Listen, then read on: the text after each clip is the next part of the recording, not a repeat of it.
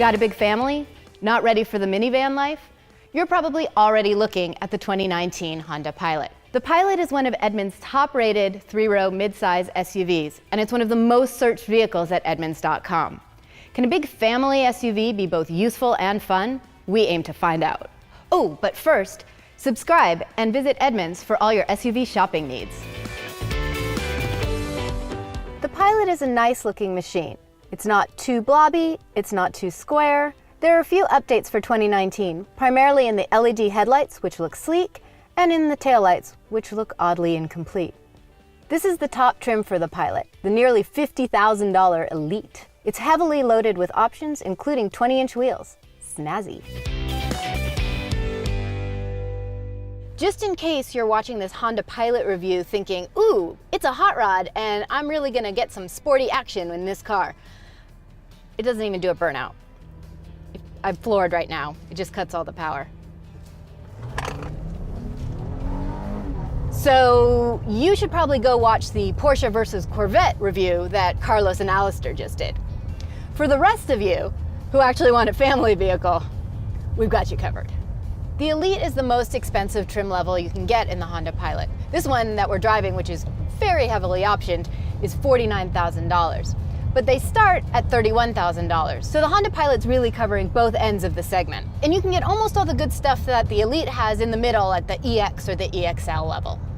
The Pilot has a 3.5-liter V6, which is rated at 280 horsepower and 262 pound-feet of torque.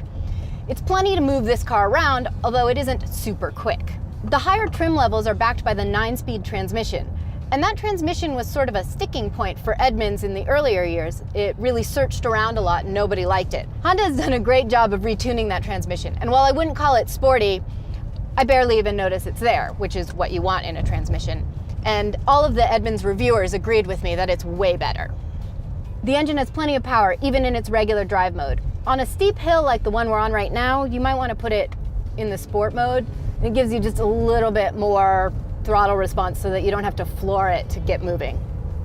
Along with having a sport mode, there are 4 different driving modes. There's one for snow, one for mud, and one for sand. What it does is it changes how the power goes to the 4 different wheels for the all-wheel drive. It also cuts stability control, so if you're in sand or mud where you want the wheels to be able to spin, it'll let you do that so that you don't get stuck. It's really very smart.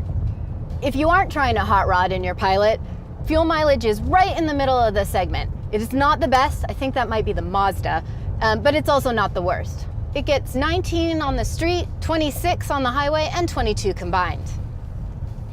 I've been kind of joking about the Honda being a hot rod or not being a hot rod, but again, you've got to think about why you want this car and who's going to be in it. And if it's your kids, if it's a baby, and they're sleeping in the back, you don't want a jumpy throttle or aggressive steering ramp. You want everything to be smooth and quiet so you don't wake up whoever's sleeping in the back. The ride quality in this is exactly what you want. I mean, we're on a really rough road right now and the video guy's asleep back there, I'm sure of it. Honda, like many of the car manufacturers now, is starting to include all its safety features as standard no matter what trim you get, which I think is fantastic. So you get backup camera, you get blind spot warning, you get emergency braking, and it'll sort of warn you if somebody stopped in front of you with a little flashing brake, brake. And at first I was like, what's that gonna do? But last night I was not really paying attention. In fact, I was messing with this eco button here on the dash and it did the little brake at me, and there was a car stopped in front of me unexpectedly. So I guess the emergency braking system might have saved me from crashing into that car, but we didn't have to test it, thankfully.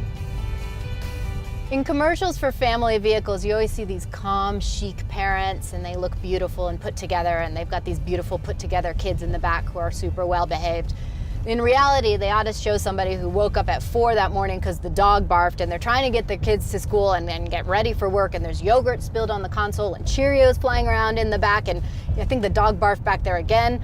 The Honda designers really thought about how they could help people weather that storm, so it's full of neat little tricks to help parents. Something I really like about the Pilot is the visibility. It's really easy to see out of, and I can tell where all the edges of the car are. And that makes it really simple to park. Even though it's a really big car, it parks like a small one. I did notice that while it has a backup camera, it doesn't have a 360 camera. It has a couple of different views, including the don't run over your kid's bike view. And it has a 360 overhead sensor, but it doesn't actually have a 360 backup camera. But because it's so easy to see out of, I don't even miss it. As a parent slash chauffeur, you are basically going to be living in here. Lucky for you, it's a pretty nice place. The higher level Pilots have an 8-inch touchscreen, which I really like. It looks nice, it's sort of got this frameless construction, and it's also really easy to use. It's not hard to figure out where you want to be on things. While the screen looks very high tech, I actually really appreciate that Honda put an actual volume knob in. So much easier than trying to hit a bunch of buttons, even the buttons on the steering wheel. Your high-tech options like Apple CarPlay, Android Auto, hotspots are in the high-tech screen. And then more traditional stuff like, say, heating and cooling is a little bit lower down. Also easy, little switches, individual, driver and passenger, or you can sync them together. And if you move further down, you've got a Blu-ray player that goes to a screen in the back for the kiddos or your easily bored adult friends, and heated or cooled seats for both driver and passenger. Because these days none of us can get all of the technology that we need just from the car, there's a lot of places to deal with your phone.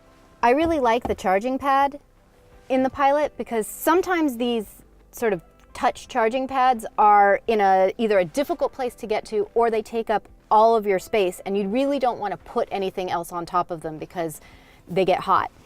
This one's easy to use, it's non-slip, so the phone stays there, and it doesn't really take up the rest of your storage. There's plenty of space here. You've got cup holders and then a big, huge console here that you can keep all of your snacks in. It really is a big console, and it has a little sliding drawer here, so if there's smaller stuff, you can put that here and you don't have to go digging around in the back there. Another thing I like about the console, excellent bag storage. It won't slide off in the back. The digital dash is uncluttered and customizable, so you can see exactly what it is that you want to be focusing on. The steering wheel is a little bit different from a lot of the cars that I've been driving recently. Normally, I find that the radio controls tend to be on this side, but on the Pilot, they're over here on the left, and it's the adaptive cruise control and lane keep assist that's over here on the right. The Pilot's available in 5 different trim levels, and in the lower levels you get cloth seats, and in the upper levels you get a leatherette. I think it's a leatherette. Most of the materials are sort of leathery, rubbery, soft plastic, easy to clean. Even the console cover, which looks like it has a texture, is actually very smooth, so you'd be able to wipe spilled yogurt off that very quickly. The seats are very adjustable. I had no problem getting into a driving position that fit me. My husband had no problem getting into a driving position that fit him. They move all over the place. There's also plenty of room between you and a passenger because if you have a big family, you're gonna need your space. Everything about the Pilot is meant to make it easier to communicate with your family in the back and to keep an eye on them. For example, inside this little glasses case is like a wide-angle mirror. I can see you back there. There's also cabin talk, which will go through the speakers or the headphones, so your kids can't pretend that they didn't hear you. What's the deal with shifters? They're all different now. Like, I had no problem with the traditional shifter. For a push-button shifter, it does have one benefit, which is each button feels different and it has a different motion to activate it, which means that you're not going to accidentally go in reverse when you want to go into drive. Plenty of room in the back of the Pilot, as you'd expect. If you're an adult, totally comfortable, got cup holders, you've got charging ports and USBs, and you've got your own climate controls, including heated seats. But really, the back seat of a Pilot is meant for kids. So you can easily fit 2 car seats here and have room to move around them, which is a big deal. And there's entertainment. Hi. The selling point for a 3-row SUV is obviously the 3rd row. So how is it back here? It's actually pretty comfortable. You know, you've got nice squishy seats, got big cup holders and a big armrest, and you've got a window so you don't feel like you're in a dungeon. You could take the whole Girl Scout troop out. However, that little lass in the middle here, she's not going to be very comfortable for long. There's a big hump of plastic that goes right in the middle of your lower back. Ow. Normally the cargo segment of a review is not very exciting. It's basically how much is there?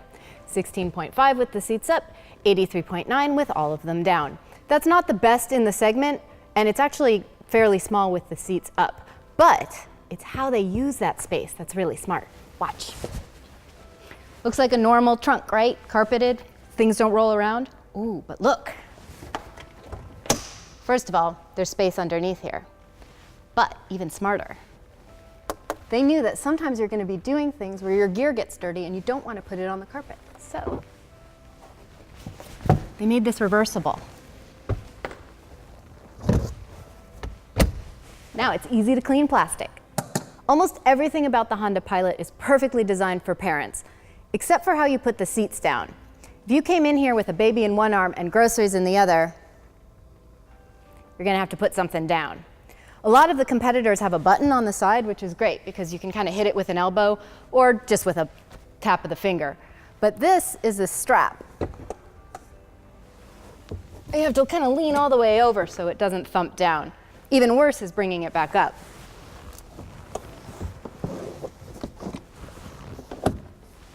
And this is the Elite. You would think it would have a button.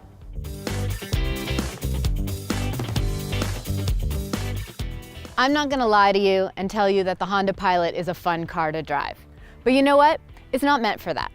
It's meant to be a safe and reliable way to transport you and your family to do the things that you love.